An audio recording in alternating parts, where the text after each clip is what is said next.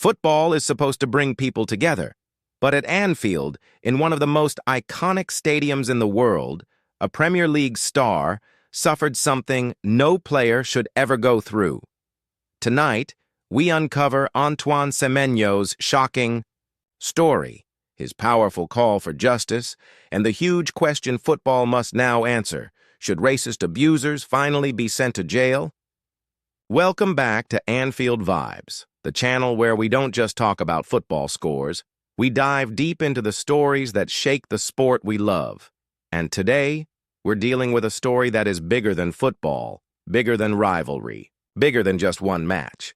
Bournemouth starman Antoine Semenyo has spoken out for the first time after being racially abused at Anfield. And what he said could change the way football handles racism forever. He's not asking for a fine. He's not asking for another meaningless ban. He's demanding real punishment, including jail time. But here's the question I want you to think about from the very beginning of this video. If fans knew they could go to prison for racist abuse, would it finally stop? Stay with me until the end, because we're going to break down not just what happened to Semenyo, but also why this could be a turning point in football history. Before we get into it, make sure you hit that like button, subscribe, and ring the notification bell, because on this channel, we tell the truth about football, whether it's comfortable or not. Now, let's dive in.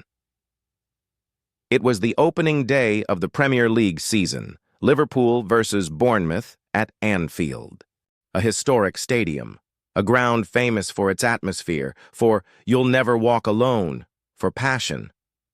But for Antoine Semenyo, that night turned into something else entirely. He was preparing to take a throw-in, doing his job, when suddenly he was hit with a barrage of racist abuse. Not from the usual loudmouths behind the barriers, not from a rowdy group trying to get under his skin. This came from one individual, a fan in a wheelchair. First-year-old Mark Mogan, later identified by the Daily Mail, launched into a disgusting tirade. And in that moment, everything about the game stopped.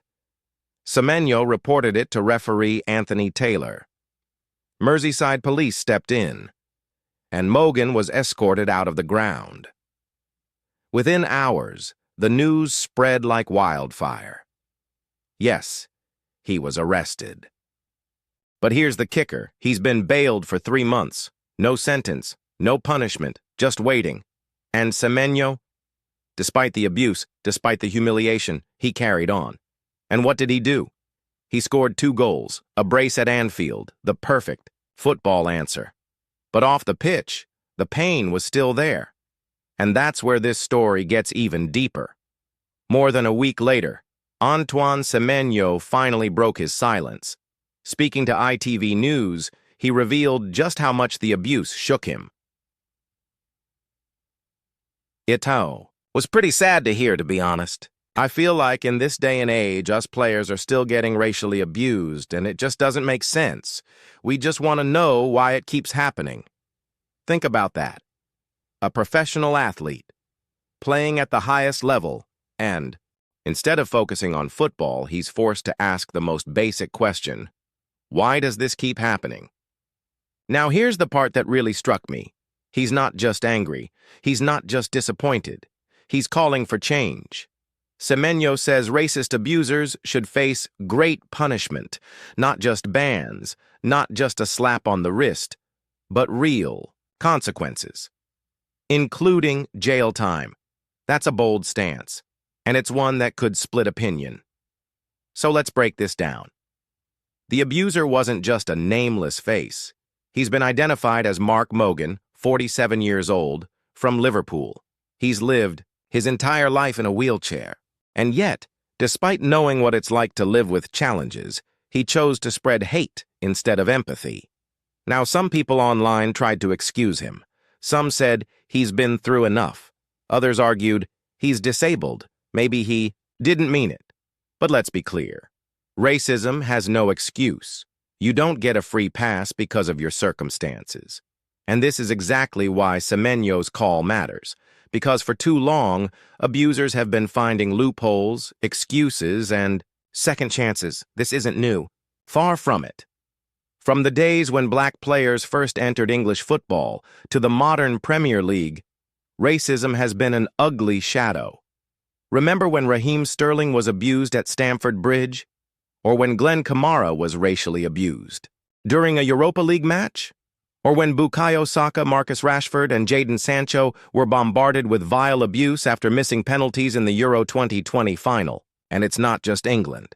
Mario Balotelli in Italy, Vinicius Jr. in Spain, countless others worldwide. Every season, every league, the stories come back. Different players, same problem. And yet, what happens? A few stadium bans, a few fines, some campaigns, a few slogans. But has it stopped? No. That's why Semenyo's words hit so hard. Think about it. A fan shouts racist abuse. What usually happens? They get banned for a few years. Maybe their club gets fined. Maybe a section of the stadium is closed. But does that really stop it? Let's be honest, it doesn't. Because if you're a racist and all you face is a ban, you'll just wait it out or move to another ground. Now compare that to what Semenyo is demanding. Prison time. Imagine if every racist fan knew they could spend 6 months, 1 year, maybe even 5 years behind bars. Would that make them think twice before opening their mouth? That's the debate. Semenyo isn't mincing his words. He wants great punishment, not because he's bitter, not because he's looking for revenge, but because he wants to set a precedent. His message is simple. If you abuse players, you don't just lose your seat in the stadium, you lose your freedom. And let's be real. For change to happen, punishments need to hit hard. Now, I want to throw this to you, the viewers. Do you agree with Semenyo that racist abusers should go to jail? Or do you think that's too extreme? Should clubs also be punished for their fans' actions? Maybe with point deductions? And here's the big one. If a fan in a wheelchair can be punished, does that prove once and for all that no one is above accountability? Drop your thoughts in the comments. I want to see a real debate on this. This isn't just about Antoine Semenyo. This is about every player who's ever been targeted, every kid watching football, wondering if they'll face the same abuse one day. Every fan who wants football to be a place of joy, not hate. If Semenyo's call is taken seriously, we could be at the start of a new era, an era where football finally says, enough is enough. But if nothing changes,